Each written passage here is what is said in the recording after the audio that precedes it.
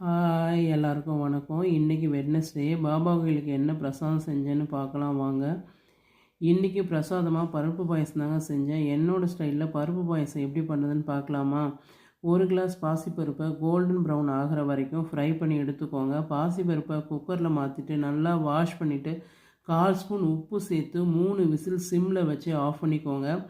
ஒரு பாத்திரத்தில் 1/4 கிலோ வெல்லம், 4 ஸ்பூன் நாட்டு சர்க்கரை ஆட் பண்ணிக்கோங்க. தேவையான தண்ணி ஊற்றி கொதிக்க வச்சு ஃபில்ட்ரு பண்ணிக்கோங்க. நாட்டு சர்க்கரை ஆட் பண்ணிங்கன்னா இப்போ வர வெல்லம் எல்லாமே ரொம்ப லைட் கலரில் இருக்குது. நாட்டு சர்க்கரை ஆட் பண்ணிங்கன்னா கொஞ்சம் நல்லா கலர் கிடைக்கும். அதுக்காக தான் ஃபில்ட்ரு பண்ண வெள்ளை தண்ணி கூட வேக வச்ச பருப்பை சேர்த்து மிக்ஸ் பண்ணிவிட்டு நல்லா கொதிக்க வச்சுக்கோங்க. அது கூட 1 டம்ளர் தேங்காய் பால் சேர்த்து ஒரு கொதி வந்தவுடன் ஸ்டவ் ஆஃப் பண்ணிக்கோங்க. ஏலக்காய் பொடி சேர்த்துக்கோங்க. 2 ஸ்பூன் நெய் விட்டு முந்திரி, திராட்சை பொடியை கட் பண்ண தேங்காய் சேர்த்து ஆஃப் பண்ணிங்கன்னா நல்லா மணக்க சுவையான பருப்பு பாயாசம் ரெடி. இந்த வீடியோ உங்களுக்கு பிடிச்சிருந்ததுன்னா லைக் பண்ணுங்கள், ஷேர் பண்ணுங்கள், மறக்காமல் சப்ஸ்கிரைப் பண்ணுங்கள். ட்ரை பண்ணிவிட்டு எப்படி இருந்ததுன்னு கமெண்டில் சொல்லுங்கள். தேங்க்ஸ் ஃபார் வாட்சிங்.